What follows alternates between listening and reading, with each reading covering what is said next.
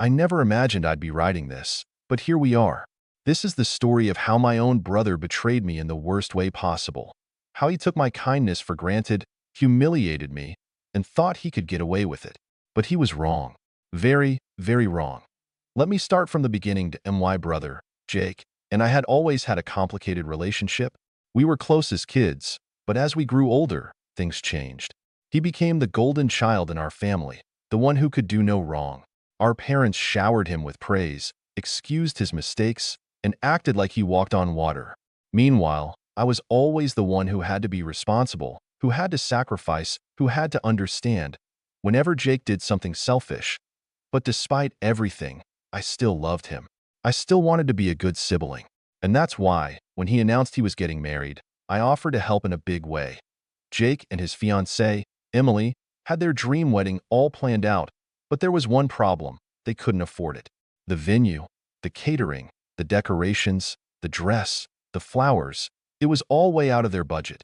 I saw how stressed they were, and despite our rocky history, I wanted to do something nice, so I made them an offer. I told Jake I would cover the wedding expenses as my gift to them. Not a loan, not a split payment. I would pay for everything. It was a huge amount of money, but I figured, hey, it's my brother. It's a once-in-a-lifetime event. If I could make him happy, why not? Jake was over the moon. Emily cried tears of joy. My parents gushed about how generous I was. It felt good. It felt like, for once, I was truly appreciated. But then, everything changed. The wedding planning went on, and I started noticing something odd. Whenever I asked about my role in the wedding, I was given vague answers. At first, I thought maybe they were just busy. But as time went on, I started getting a bad feeling in my gut. Then, about a month before the wedding, I received a text from Emily. Not even a call, just a cold, emotionless text. Hey, just wanted to let you know that we've decided to keep the wedding small and intimate. We hope you understand. Thanks again for everything. I read the message 3 times, thinking I must have misunderstood. I wasn't invited to a wedding I was paying for. I immediately called Jake. He didn't answer, so I texted him, asking what was going on. Hours passed before he finally responded. Look, we just don't think you fit the vibe of the wedding. It's nothing personal. Hope you're not mad.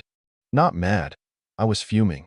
My own brother had the audacity to take my money, plan his dream wedding, and then tell me I wasn't good enough to be there. I needed answers. That I called our parents, expecting them to be outraged. But when my mom picked up, her response made my stomach drop.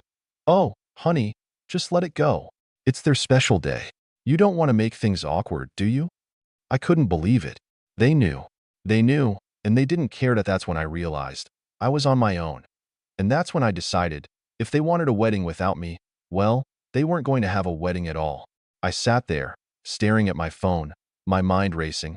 I had spent months watching Jake and Emily plan this wedding, offering advice when asked, covering deposits, and making sure everything was perfect for them. I had gone above and beyond to ensure they had the most magical day possible. And now, after all that, I wasn't even invited. Not only that, but the way they dismissed me, like I was some distant acquaintance instead of family, made my blood boil. I could have understood if there were budget restrictions or a venue capacity issue, but I was literally the one funding everything. There was no excuse. I needed time to process what had just happened. I put my phone down and sat in silence for a long time. At first, I felt hurt, crushed, even. But as the minutes ticked by, that sadness hardened into something else. Something sharper. They thought they could use me. They thought they could get away with it. They were wrong. At that moment, I knew I wasn't going to let this slide. But I wasn't about to throw a tantrum or beg them to reconsider. No, that's exactly what they expected me to do. Instead, I was going to be smart about this. I started by gathering all the information I had. Since I had paid for everything, I still had access to the contracts. The venue, the catering, the florist, the photographer. I had been the primary point of contact for most of these services. And since the payments had come from my account, that meant one very important thing. Everything was still in my name. A slow, calculated plan started forming in my mind. The wedding was still a few weeks away. That meant I had time. Time to make sure that when the big day arrived, things wouldn't go exactly as Jake and Emily had planned. But first, I needed to do some digging. I started scrolling through social media, looking at their posts about the wedding. Sure enough, Their small and intimate guest list wasn't so small after all. Dozens of people were commenting about how excited they were to attend. Friends, extended family members, even coworkers, so I didn't fit the vibe, but all these people did. That was all the confirmation I needed. I took a deep breath, pulled up my emails, and started making a few phone calls. First on the list? The venue. I picked up the phone and dialed the venue's number. A polite woman answered, "Hello, this is Willow Crest Events. How can I assist you?" I kept my tone calm and professional. "Hi, I'm calling regarding the upcoming wedding for Jake and Emily on the 17th. I'm actually the one who made the booking, and I need to discuss some changes." "Of course," she said. "What changes would you like to make?" I paused for a moment, letting the anticipation build in my own mind. "Actually, I'd like to cancel the booking entirely." There was a short silence before she responded. "Oh, I see. Just to confirm, you are the one who made the payment and signed the contract, correct?" "That's right," I said. "The contract is under my name, and since I won't be attending the wedding, I've decided to withdraw my support. I understand there's a cancellation fee, but that's fine." She hesitated. "Well, since you're the contract holder, you do have the right to cancel. However, the deposit is non-refundable." "That's completely fine," I assured her. "Just go ahead and process the cancellation. Also, please make sure that any communication regarding this comes directly to me. I don't want anyone else making changes on my behalf." She agreed, and after a few minutes of confirmation, the venue was officially canceled. Point one down. I hung up the phone, already feeling a wave of satisfaction wash over me. But I wasn't done yet. Next up, the catering. Jake and Emily had planned an extravagant menu, multiple courses, an open bar, and a beautiful cake. They had raved about it for months. But, once again, I was the one who had paid for it. I called the catering company and repeated the same process. "Hello, I'm calling regarding an upcoming event I booked for Jake and Emily. Unfortunately, there's been a change of plans, and I need to cancel the catering services." The woman on the other end asked if I was sure. "We're just a couple of weeks out, so there will be a cancellation fee. I understand." I cut in smoothly. "Go ahead and cancel everything." After a few minutes, it was done. The caterers were no longer preparing anything for the wedding. Point two down. I smirked, but I wasn't finished. The florist, the photographer, the decorations. I went down the list, one by one, canceling everything. Each call felt like reclaiming a piece of my dignity, like I was undoing every ounce of manipulation Jake and Emily had tried to pull on me. By the time I was finished, the entire wedding had been reduced to nothing but an empty venue. One that they no longer even had access to now. All that was left was to sit back and wait. Jake and Emily had no idea what was coming. The days leading up to the wedding were eerily quiet. Jake and Emily hadn't reached out to me at all, which told me one thing. They were completely unaware that their entire wedding had just been erased. I had to admit, there was a small part of me that wondered when they would figure it out. The venue, the catering, the decorations, surely someone had contacted them by now, right? But no, that I wasn't going to warn them. I wasn't going to give them a single hint. Instead, I waited. Then, the night before the wedding, my phone rang. It was my mother. I debated letting it go to voicemail, but curiosity got the better of me. That I answered with a casual, "Hey, Mom." The first thing I heard was chaos, shouting, panicked voices. My mother's sharp, breathless tone. "What did you do?" I leaned back in my chair, a satisfied smirk creeping onto my face. "I don't know what you mean." "Don't play dumb," she snapped. "Jake just called me. He wanted to check on the venue, and everything is gone. No decorations, no tables, no setup, nothing. The staff told him the booking was canceled." I feigned surprise. "Wow, that's weird. Maybe he should ask whoever actually planned the wedding." Silence. Then she spoke again, quieter this time. "You canceled everything, didn't you?" I didn't even hesitate. Of course I did. I paid for it. It was in my name. And since I wasn't invited, I figured, why should I pay for something I'm not welcome at? There was a sharp inhale on the other end. "You ruined your brother's wedding." "No," I corrected, my voice calm. "He ruined it the moment he decided to cut me out after taking advantage of me. I just made sure he faced the consequences." Another voice broke through the chaos in the background. "Jake." He was yelling at someone, furious. "What do you mean we have no food? The caterer canceled? What the hell is going on?" I could practically hear his world crumbling. I checked the time. The wedding was supposed to start in less than 12 hours. Guests would be arriving soon, expecting a lavish event, but they would be walking into nothing. I almost felt betrayed. Almost my mother was still sputtering in disbelief. You really did this? Yes, I said simply, and I don't regret it. Before she could say another word, I hung up. Now, all that was left was to see how the disaster unfolded. The morning of the wedding arrived, and I could already imagine the sheer panic unfolding at the venue. Jake and Emily must have shown up expecting a picture-perfect setup, only to find a cold, empty space. No chairs, no flowers, no food, no music. Just an expensive, hollow room with nothing inside. I poured myself a cup of coffee and scrolled through my phone, waiting, and then, like clockwork, the messages started pouring in. Jake texted, "What did you do? You ruined everything. I hope you're happy." Emily texted, "You are beyond selfish. You knew how important this day was for us." I took my time before responding, sipping my coffee as I typed back a single message. "I wasn't invited, remember? Didn't seem like you wanted my involvement, so I just followed your lead." Silence. For a while, at least. Then my phone rang. Jake, I let it ring out. It rang again and again. Finally, after the fourth time, I picked up. "Let me guess," I said dryly. "Something wrong with the wedding?" His voice was shaking with rage. "Do you have any idea what you've done? People are arriving in a few hours. There's nothing here. No food, no chairs, no flowers. Oh, wow. That sounds terrible," I said, feigning concern. "Maybe you should ask the person who actually planned the wedding." "Oh, wait, that was me." He let out a sharp breath. "You did this on purpose." "Of course I did," I said. "You expected me to pay for everything and then just accept being tossed aside like I was nothing? You used me, Jake, and you thought I'd just take it." I could hear Emily's voice in the background, panicked, speaking to someone else. "Can we get another caterer? Anything?" A second voice answered, "Not at this notice. Everything's booked solid."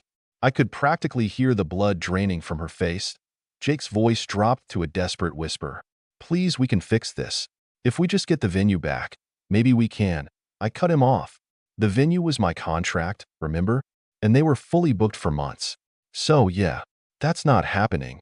He let out a strained breath, and for the first time, there was something in his voice that hadn't been there before. Panicked, I let that silence linger, savoring the moment. Then, just as I was about to hang up, I gave him one final parting shot. "Next time, don't take advantage of people who actually care about you." And then, I hung up. But the story wasn't over yet, because what happened next was even better. I sat back, my fingers still lingering on the phone screen, a feeling of satisfaction spreading through me. For the first time in a long while, I felt like I had control of the situation. Jake and Emily's little world was about to collapse, and I was going to watch it all unfold from the sidelines, knowing I'd played my part. But the real chaos started to hit as the morning wore on. I started receiving messages from friends and family members who had been invited to the wedding. "Aunt Karen, 8:05 a.m. What the hell is going on? I just got to the venue, and it's like a ghost town." "Uncle Ray, 8:12 a.m. Hey, we got here early for the wedding. There's no one here. Did they cancel? What's going on?" The more I read, the more the gravity of the situation hit me. It wasn't just Jake and Emily who were affected. This was spiraling out of their control, and people were starting to talk that I had to admit. Part of me felt a little gleeful, but that feeling quickly shifted as I realized the scale of the disaster. All of their friends, their family, none of them had any idea that this was coming. I began to feel the slightest pang of guilt. These weren't just strangers.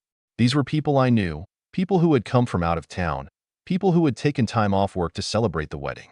Sure, Jake and Emily had treated me like a doormat, but was this really fair to the rest of the guests? Then again, I couldn't help but remember how they had treated me. How Emily had laughed when I suggested I be part of the planning process. How Jake had made comments about me not fitting the vibe of the wedding. They deserved to feel this. I checked my phone again, and the messages kept coming in. Aunt Karen texted, "They're trying to fix it. They said the caterers are on their way now, but the venue is still empty." "What's going on?" Uncle Ray texted. "Everyone is starting to leave. No one knows what's going on." That I couldn't help it. I had to respond. I replied, "I heard the wedding was going great. Such a shame. But hey, I'm sure it'll work out. Maybe they'll find some food or a chair somewhere." It was petty, I knew. But it was so satisfying to watch the mess ripple through the family. Why now? I was starting to realize something. This wasn't just about getting back at Jake and Emily. This was about something bigger, something that had been building for years. The more I thought about it, the more I realized how much of my life I'd spent putting up with their selfishness. The more I thought about everything I had done for them, only for them to completely disregard me at the first opportunity. And now, they were reaping what they had sown. But the icing on the cake was still to come. The day dragged on. I kept checking my phone, watching the disaster unfold from the comfort of my apartment. The messages kept coming in from family, and at first, they were all filled with confusion.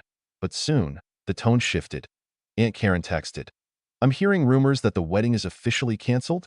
No catering, no setup, everything just gone?" Uncle Ray texted, "I think they've called off the whole thing. Everyone's heading home. This is crazy. Is this real?" I couldn't help but smile at how quickly things were unraveling. The idea of Jake and Emily having to explain this to everyone, how it was supposed to be the happiest day of their lives, and now it was a full-blown catastrophe, was so satisfying. But as the day went on, something unexpected started happening. Jake and Emily's calls became more frequent, more frantic. At first, I ignored them. But then, I saw the desperate text from Emily. Emily texted, "Please, just tell me you didn't cancel everything. I'll beg you. I'll do anything." Her tone was raw, pleading. She wasn't the smug, self-righteous Emily I knew anymore. Now, she was just someone desperate for help. But why should I give it to her? Why should I be the one to fix the mess that was entirely of their making? Still, I didn't answer immediately. I just let her stew in her panic. Then, about an hour later, Jake texted me. Jake texted, "We're getting married at City Hall today. We need you to help with the venue and food. I'm sorry for everything I said.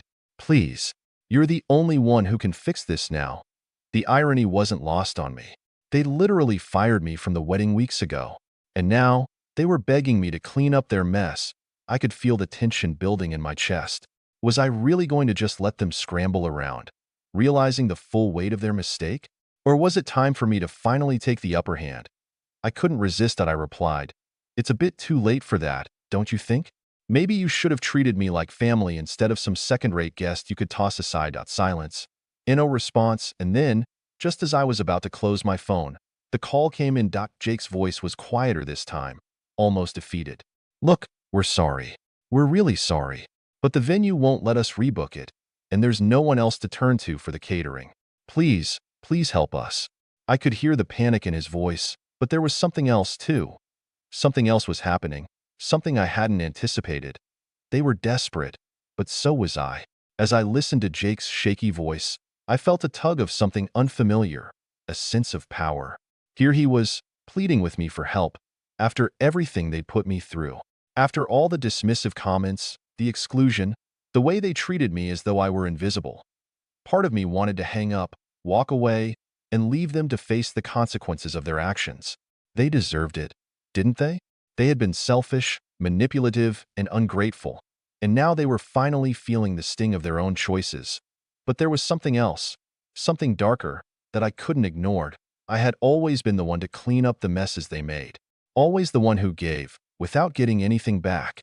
I had spent years being the quiet one, the one who didn't rock the boat, who kept my feelings to myself. But this time, I wasn't going to fix their mess. Not unless I got something in return. "Jake," I said slowly, my voice measured, cold, "I'll help, but you're going to owe me. Big time. And I'm not talking about the money you promised me." There was a long pause. What do you mean?" His voice was low, almost too afraid to ask. "I mean," I said, letting the weight of my words settle, "you're going to have to make things right. No more treating me like a nobody. No more excluding me. No more pretending I'm not important to this family. You're going to owe me respect from now on. And you're going to make it clear to everyone that I'm not just the one you use when things go wrong." There was silence again. I could almost hear the wheels turning in Jake's head, as if he were weighing the value of his pride against the very real situation he was in. Finally, he spoke. I can do that. I'll tell everyone. Just please help us. We need you." That was all I needed. The satisfaction of knowing they were cornered, that they had no choice but to admit they needed me. "I'll get things together," I said, a sense of finality in my voice. But remember this moment. You don't get to treat people like trash and expect them to always pick up the pieces. I hung up, feeling a rush of satisfaction. The venue was ready to be set up again. But now, there were terms, and the real payoff was going to come when I got to see the look on their faces when they realized what had truly happened. But as I prepared to head over, one final message came through. Emily texted, "Please, we'll be forever grateful. Please make this right." I paused before responding. Taking a moment to savor the power I now had over them, I replied, "You'll be grateful when I say you will be. See you at City Hall." With that, I left my apartment, ready to make my way to the wedding. The stage was set, and now, it was time for the final act. But there was still one thing I hadn't expected: how this would all end. When I arrived at City Hall, the atmosphere was far from what you'd expect for a wedding. There was a sense of awkwardness hanging in the air, as if everyone knew something wasn't right but couldn't quite put their finger on it. The small crowd gathered in the lobby looked uncomfortable, standing in clusters, whispering among themselves. Jake and Emily were standing by the front desk, looking more like two people who had just been through a war than a couple about to get married. They saw me as soon as I entered, their faces lighting up in a mixture of relief and nervousness. "Thank you for coming," Emily said, her voice shaky. "We really appreciate it." She looked at me, almost pleading, like I was some sort of savior. Jake, ever the prideful one, didn't say much. He just nodded, his eyes avoiding mine, as if he couldn't quite bring himself to admit how badly they had messed up. I walked toward them slowly, taking in the tension that filled the room. There were no flowers, no grand decorations, just a sterile room with a few chairs and a judge standing at the front. It felt more like a courtroom than a wedding venue. I approached the small group of guests who had been invited. They all gave me tentative smiles, but no one was exactly thrilled to be there. Everyone had expected a wedding fit for a celebration, but instead, they were left in an uncomfortable limbo, unsure of what was going on or why everything had been canceled. As I took my seat, I couldn't help but feel a little glee in the pit of my stomach. This was it. Jake and Emily had built their whole day around their carefully crafted image of the perfect wedding, and now it was crumbling in front of them. The ceremony began. The judge went through the usual formalities, but no one was truly paying attention. Emily kept glancing at me, hoping for some sign that everything was going to turn out okay. Jake, on the other hand, seemed to be stewing in his own frustration, no doubt cursing the day he had ever pushed me away. But then, just as the vows were being exchanged, something unexpected happened. The door to the room opened, and a familiar face stepped in, the catering manager from the venue where the original wedding was supposed to take place. Everyone turned to look, and for a brief moment, there was complete silence. Jake's face drained of color. Emily's mouth went dry. "What are you doing here?" Jake asked, his voice cold. The catering manager walked to the front and handed Emily a large envelope. "I think you'll want to see this," he said, his tone flat. Emily tore open the envelope, her hands trembling. As she pulled out the contents, her face shifted from confusion to shock, and then to rage. It was a cancellation notice, a legal document from the venue showing that their booking was, in fact, voided.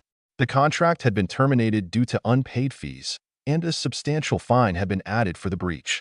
The catering manager spoke up again. "You're lucky I came here to let you know. You should have paid attention to your obligations." It was at that moment, standing in front of a room full of people who had seen it all unravel, that Emily finally broke. I thought we were going to get married today," she whispered, the realization sinking in. Jake's face turned crimson. He stepped toward the catering manager, his anger flaring. "This is your fault. You were supposed to keep everything together." But the manager didn't flinch. "You should have been more responsible.